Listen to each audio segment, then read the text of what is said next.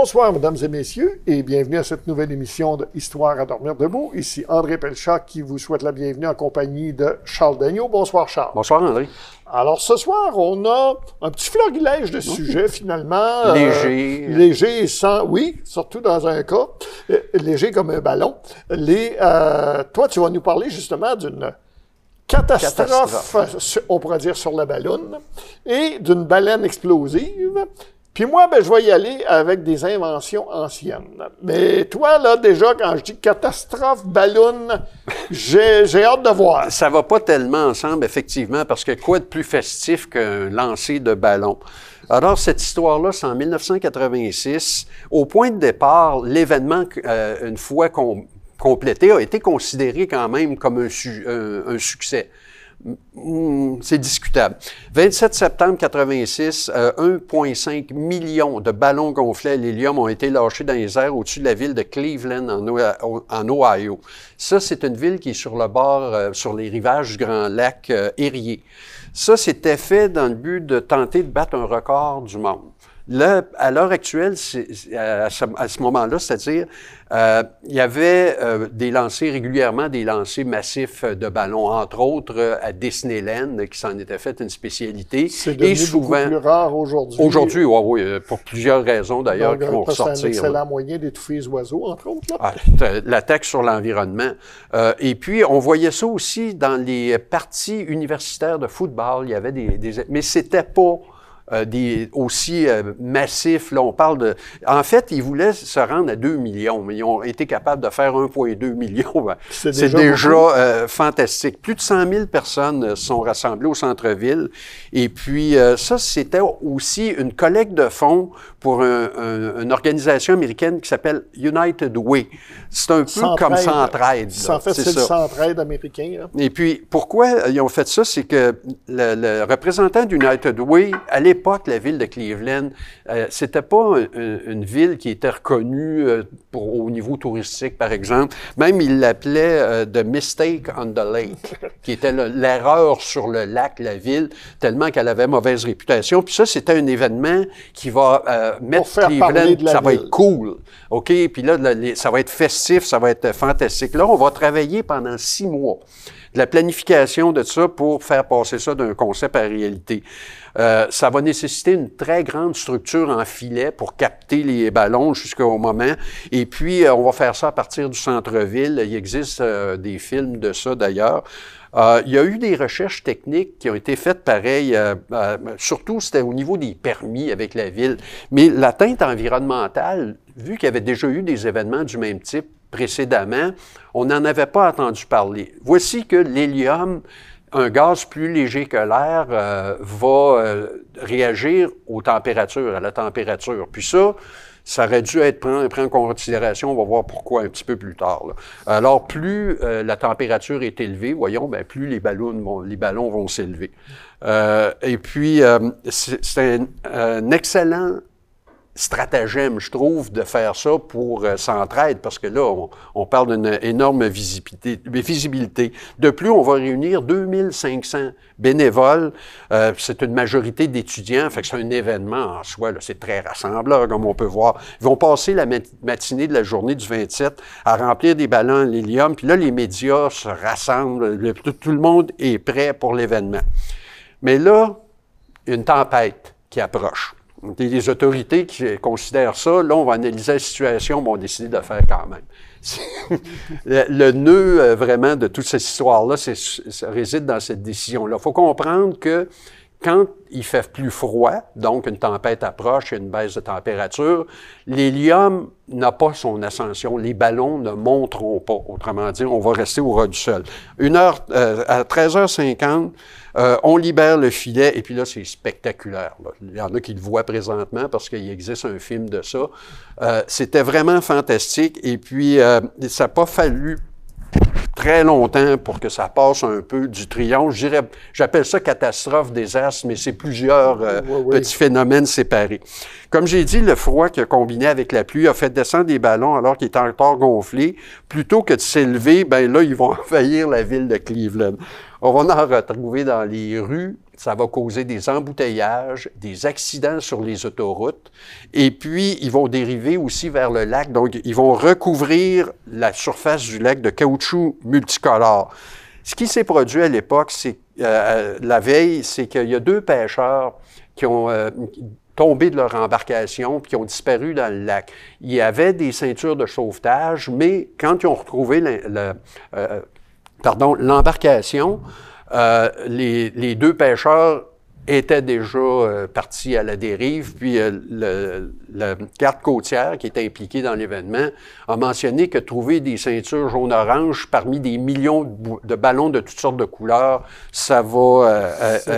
c'est pas de chercher une aiguille dans une botte de foin. Dans plusieurs bottes de foin. Non, c'est chercher un brin de foin dans une botte de foin. Oui, voilà. Et puis là, c'est l'aéroport de Lakefront qui va être fermé parce que là, les pistes sont recouvertes de ballons.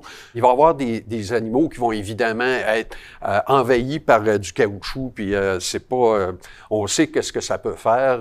Il y en a entre autres des canards et autres volatiles vont manger ça, ils vont en mourir.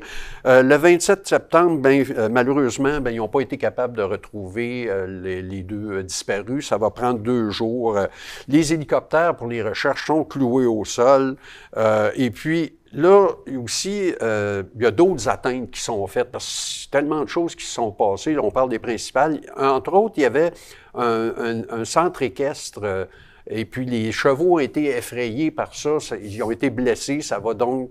Et puis, c'est des chevaux pas afghans, mais de très grande valeur. Oui, c'est ça. Ça va donner lieu à des... Alors, le 29 septembre, on va retrouver les 2 hommes, okay, 2 jours après. Et puis... là, il va y avoir les poursuites qui vont commencer. Surtout aux États-Unis. Aux États-Unis. L'épouse d'un des pêcheurs poursuivra les organisateurs de United Way et puis les organisateurs de Balloon Fest aussi pour 3,2 millions de dollars. Puis ça a été réglé à l'amiable, comme c'est toujours le cas. Et puis le propriétaire des chevaux aussi, lui, a été dédommagé pour une énorme somme. On ne sait pas combien encore. En fait, le Balloon Fest aurait obtenu le titre de plus grand lancement simultané de ballons. OK? C'était cependant à cause de l'événement lui-même qui est devenu... il a apparu seulement une fois dans le livre et puis ce type d'événement-là n'apparaît plus maintenant. Puis on a retrouvé des plages, en tout cas jonchées de ballons complètement dégonflés, puis ça a donné lieu à la création du Balloon Council américain. Tu viens de parler de plage comme le temps avance, est-ce que tu peux nous parler de la baleine explosive? Alors, voici, ça, là, c'est en 1970. On est en Oregon. Et puis, il y a une baleine de 8 tonnes qui s'est échouée sur la plage. C'est pas quelque chose de rare. Habituellement, qu'est-ce qu'on fait dans ces cas-là? C'est qu'on va dépecer la carcasse qui va être ensuite enterrée sur la plage même. Et puis, souvent, les charognards et puis les oiseaux vont prendre soin du reste. Mais là, ça commençait à sentir mauvais. Parce que ça faisait un bout de temps et puis le conseil municipal n'avait pas réagi trop. Puis il y avait vraiment un problème de puanteur. La carcasse de cachalot, ça mesurait 45 pieds de long, puis ça pesait 8 tonnes. Et puis là, les gens commençaient à essayer d'escalader ça, puis là, elle avait gonflé, c'était très dangereux. Ils ont même pensé que des enfants pourraient tomber à l'intérieur de la carcasse, donc il était urgent d'agir. George Thornton a proposé de faire exploser la carcasse avec une demi-tonne de dynamite, ce qui est trop, là. Vraiment, c'est énorme. Alors, puis il faut qu'on réalise aussi qu'il y a du méthane à l'intérieur dû à la décomposition. Ça va compliquer les choses. Il y a un ingénieur de la ville qui a entendu la quantité qui allait être utilisée, puis lui, c'est un spécialiste, il a dit c'est impossible. La quantité qui avait été proposée à Thornton, ça l'avait été par la marine américaine. la marine américaine, je vois pas quelle connaissance qu'il y aurait à ce niveau-là, mais en tout cas, vu que c'est la marine, c'était ça, on va mettre plusieurs tonnes d'explosifs dedans. Alors, c'était aussi, on a voulu en faire un événement médiatique, donc on a invité la presse pour ça. C'est pour ça que dénommé Paul Ninman, journaliste, lui, s'est présenté. Lui, il n'était pas trop ravi d'aller là, parce qu'il couvrait habituellement des choses importantes, mais là, il se fait confier une histoire que normalement, c'est un novice qui aurait ça, tu sais. Mais là, il a découvert qu'il y avait une demi-tonne d'explosifs là-dedans. Fait que ça a fait, bon, mais je suis peut-être bien d'aller voir ça, tu sais, voir qu'est-ce qui va se passer. Bon, ben pour conclure, évidemment, c'était une explosion totalement imprévisible. Il y a des tonnes de baleines, 8 tonnes, qui ont été projetées à des centaines de mètres. L'ingénieur qui avait approché l'organisateur de l'explosion, qui avait dit, écoute, t'as trop d'explosifs, ça va être une catastrophe. Sa voiture a été démolie, justement, une belle Cadillac qui venait de se procurer. D'ailleurs, où il l'avait acheté par un morceau de baleine, puis d'ailleurs, où il l'avait acheté, le concessionnaire automobile disait « Come here for a whale of a deal ». L'expression anglaise « whale of a deal », ça veut dire exactement le meilleur. Il y a une espèce d'ironie dans ça. Et puis, là, évidemment, ça a été beaucoup plus long pour tout ramasser, pour tout. Encore là, ces deux événements-là, c'est un type de bonnes intentions qui arrivent avec des résultats non calculés, non imprévus. Eh bien, c'est fascinant. C'est, comme on dit, l'enfer est pavé de bonnes intentions. Démonstration parfaite. C'est ça, exactement. Moi, je vais parler d'un petit florilège de différentes inventions dont parfois on est porté à penser qu'elles ne sont pas si anciennes que ce qu'elles sont en réalité. Un premier exemple, les lentilles optiques, les lunettes. Les premières représentations en Europe de lentilles de lunettes, ça date du 13e siècle à peu près. C'était des bicycles, comme on disait à l'époque. Il n'y avait pas de monture, c'était pour se mettre sur le nez. C'était principalement pour lire.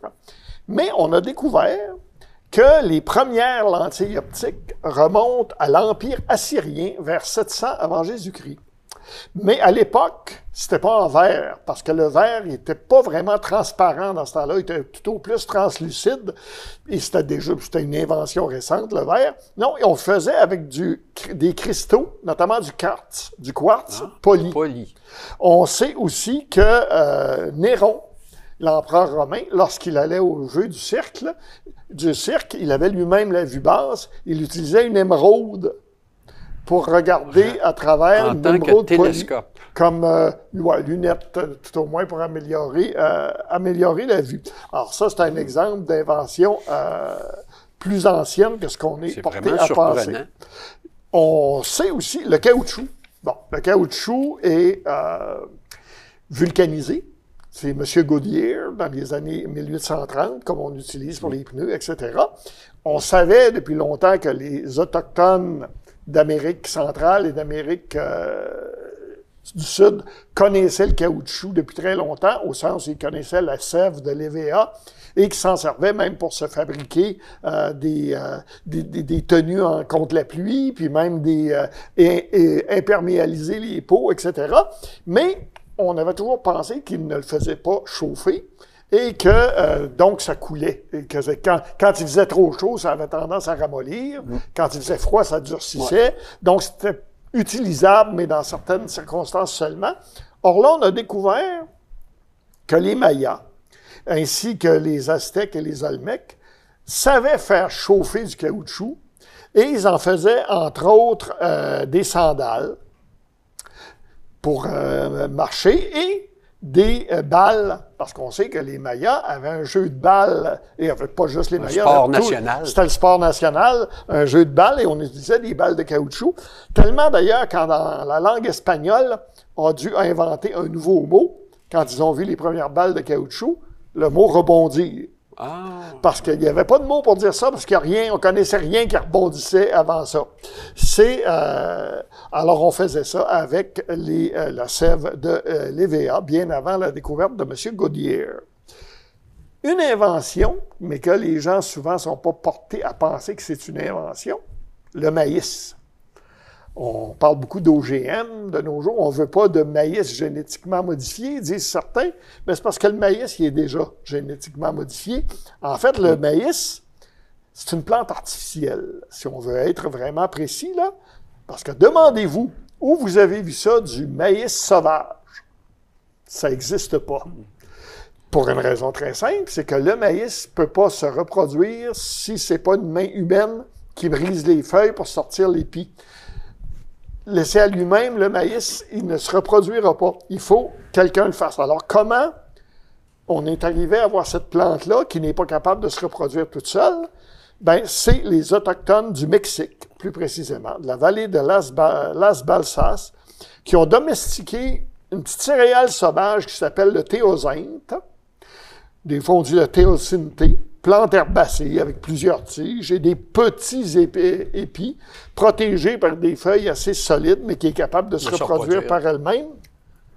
Mais c'est des petits épis, ça ne fait pas beaucoup de nourriture, il en faut beaucoup pour faire un repas.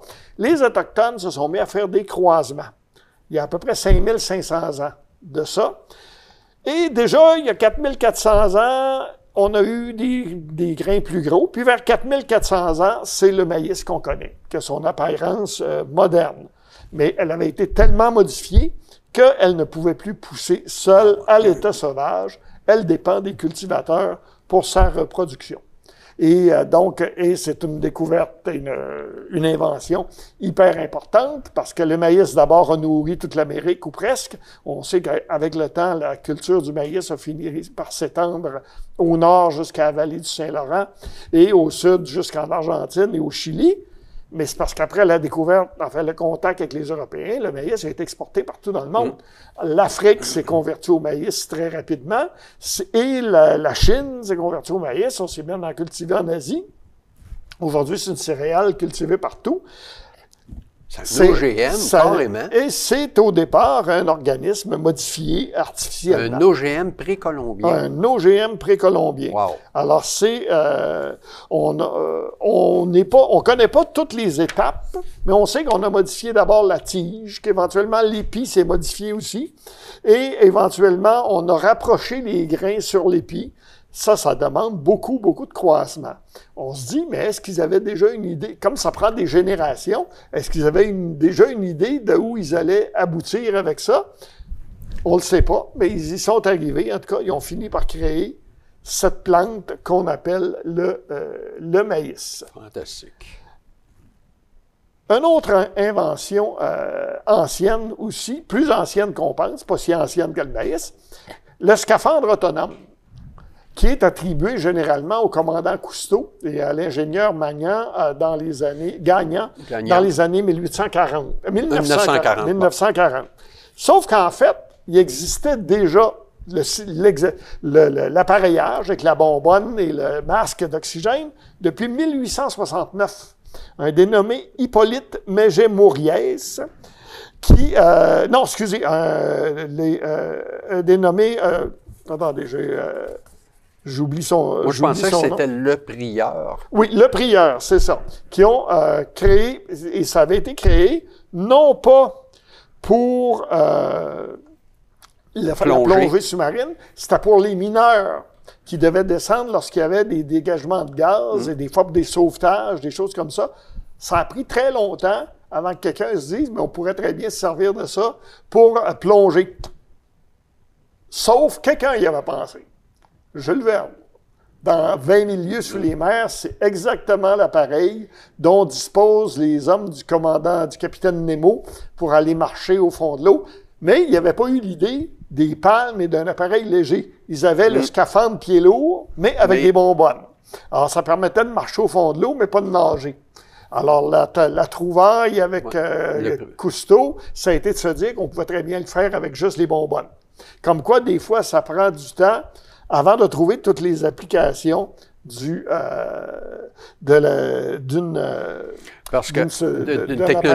technologie. Au début, rapidement, par exemple, à la Renaissance, il y avait des concepts de ça qui fonctionnaient avec des soufflets. Mais là, ça compense pas comme le détendeur plus tu t'enfonces, plus tu es froid, autrement C'est dit. ça. Alors qu'avec l'appareil autonome, le scaphandre, le prieur, il n'était pas autonome comme tel, mais il s'approchait du concept. C'est ça. Donc, vous avez aussi une autre invention, la margarine. 1869, Hippolyte Mégémouriez, c'est lui, ça, qui découvre la margarine. C'est un spécialiste de la chimie alimentaire. Alors, et c'est un concours organisé par l'empereur Napoléon III qui cherchait un produit de remplacement du beurre qui peut être économique et qui pourrait se conserver dans les réserves des navires. Parce que c'était ça le problème avec le beurre. Donc, en 1869, Meige avait créé la margarine, il a déposé un brevet d'après le nom acide margarique qui avait été donné par un autre inventeur savant qui s'appelait Chevreul à un acide gras, du grec margaron. Alors, à partir de bœuf clarifié, de mamelles de vache, de bicarbonate de sodium, aromatisé d'un peu de lait et de colorant jaune, au produit se substitue bien bon marché du beurre. Ça lui a valu un prix national.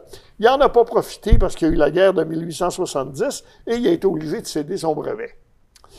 Mais, petite anecdote concernant la margarine, beaucoup de gens l'ont oublié, mais dans les années 1940, Maurice Duplessis, au Québec, avait interdit la margarine. C'était une façon de se gagner le vote des agriculteurs. C'est allé en cours, wow. Ça a été... il y avait un ou deux autres États américains qui avaient fait la même chose. Je pense que c'est l'Iowa, le Wisconsin, quelque chose comme ça. Mais finalement, en Cour suprême, ça n'a pas tenu. Quelle manigance, quand même. Bon. Une autre curiosité, une autre invention, le fax.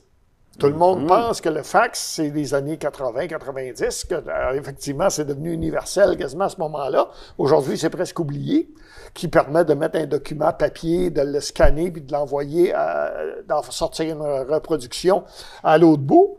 Mais en réalité, le fax dérive du bélinographe qui a été inventé en 1913.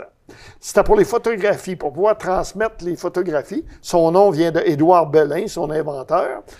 À l'époque, ça tenait dans une valise dont le poids était à peu près a descendu jusqu'à 17 kilos. Et c'était au départ pour les reporters. Ouais. On branchait ça sur une prise de téléphone et ça permettait d'envoyer les photos. Ça pouvait prendre 1 minute à sortir une photo à l'autre bout. C'était très, très, très lent, cependant, comparé à ce qu'on peut faire aujourd'hui. En 1914, déjà, il y avait un journal français qui s'appelait Le Journal.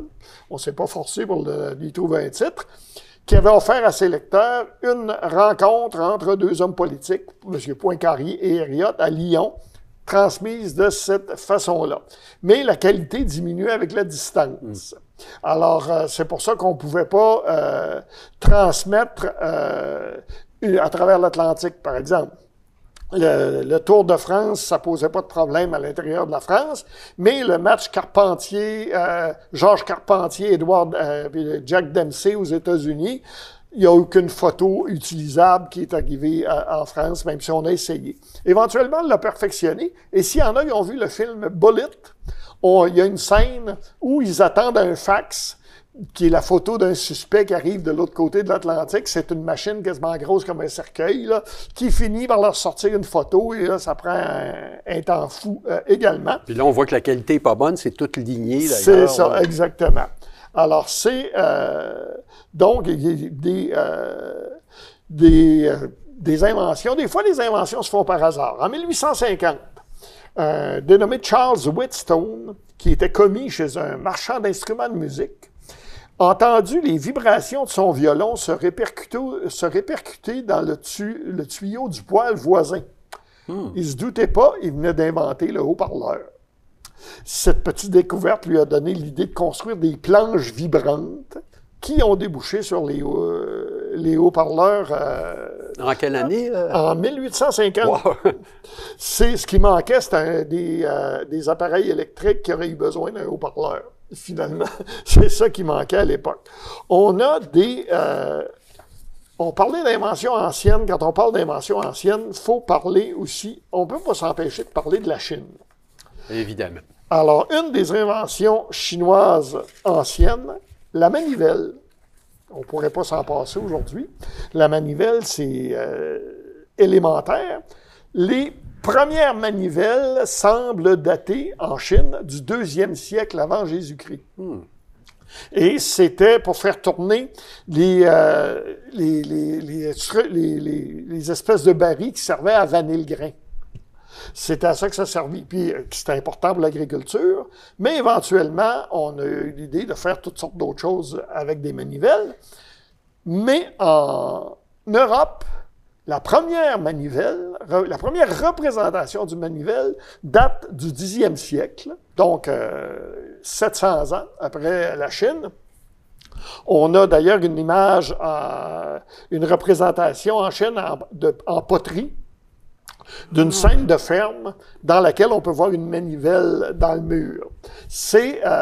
On va avoir la photo. Donc, cette image d'une manivelle en Europe, c'est dans un psautier, donc un livre de psaumes, qui était fait en Allemagne. Et à l'époque, on enluminait les livres, c'était toujours illustré. Et d'un côté, il y a une illustration qui représente les anges et les démons qui se préparent au combat les uns contre les autres.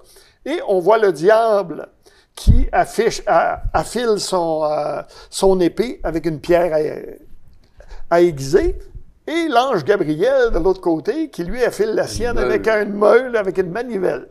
La technologie est du côté du bon Dieu. Du bon Dieu, exactement. C'est la première représentation, donc 700 ans après la Chine.